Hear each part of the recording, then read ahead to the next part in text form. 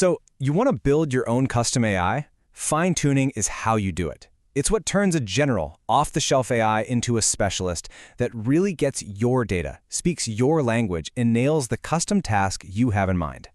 Today, we're going to break that entire process down into a clear, super achievable roadmap using OpenAI. All right, here's the game plan. First, we'll get a high-level look at the roadmap. Then, we are going to dive deep into prepping your dataset, getting it formatted just right for the API, actually running the training job, and then, and this is key, the cycle of evaluating and iterating on your model. Okay, let's start with the 30,000-foot view. Before we get lost in the weeds, it's really helpful to understand the whole workflow from start to finish. Think of this as our mental map for the journey ahead. When you boil it all down, the whole process is really just 5 fundamental steps. It all starts with your data, collecting and preparing it. Then you format that data for the API. After that, you kick off the fine-tuning job.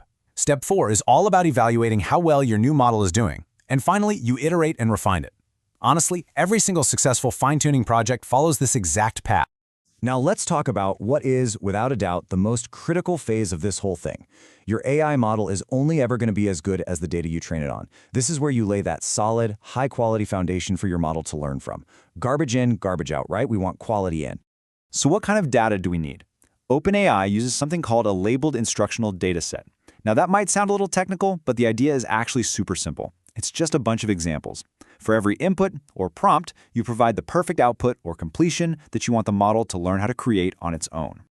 Let's make this really concrete. Say we're training a model to classify news articles. You can see here the prompt is the headline. The completion is the category we want, like tech, business, or sport. The model just learns the pattern. Okay, when I see text that looks like this, the right label is that. It's that direct. Now, before you can even think about training, you've got to get your hands dirty and clean your data. This involves a few key things. First, Exploratory Data Analysis, or EDA, just helps you understand what you're working with. Getting rid of duplicates and null values is absolutely crucial. Bad data will only confuse your model. You'll also want to analyze token length to make sure you're within the API limits, and of course, clean up the text itself. You can even get a cost estimate ahead of time with OpenAI's tick token library. Finally, you split your data into 2 piles, one for training and one for testing, so you have some fresh, unseen data to check your model's performance later on. All right, so your data set is sparkling clean and prepped. Awesome.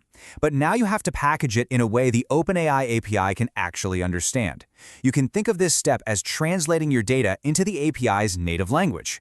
So here's the deal. You can't just upload a standard CSV file and call it a day. OpenAI requires a very specific format called JSON lines, or JSONL. It just means that every single line in your file has to be its own self-contained JSON object. You can see the difference pretty clearly here. A simple CSV row with 2 columns, say article and category, has to be transformed into a single JSON object with 2 keys, prompt and completion. Every single training example you have needs to be converted into this exact structure. With our data prepped and perfectly formatted, we are ready for the main event, launching the actual training job. This is the step where all our hard work pays off and our custom model is born. This is where the magic happens. And here's something really important to remember. You are not running this on your own computer. All of that intense computation, all the heavy lifting, is handled entirely by OpenAI's massive infrastructure. That's what you're paying for.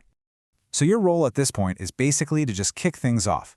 You upload that JSONL file we made, you set a few parameters, like which base model you want to start from, and then you submit the job through the API. After that, you can sit back while OpenAI takes over and builds your model.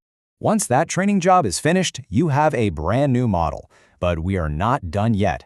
Now we get into the final, and you could argue, the most important phase of the whole workflow, evaluation and iteration. This is how you perfect your model. This is the one question you have to answer. Is your new fine-tuned model actually any better at your specific task than the generic base model you started with? Because, you can't improve what you don't measure. And this leads us to the cycle of improvement.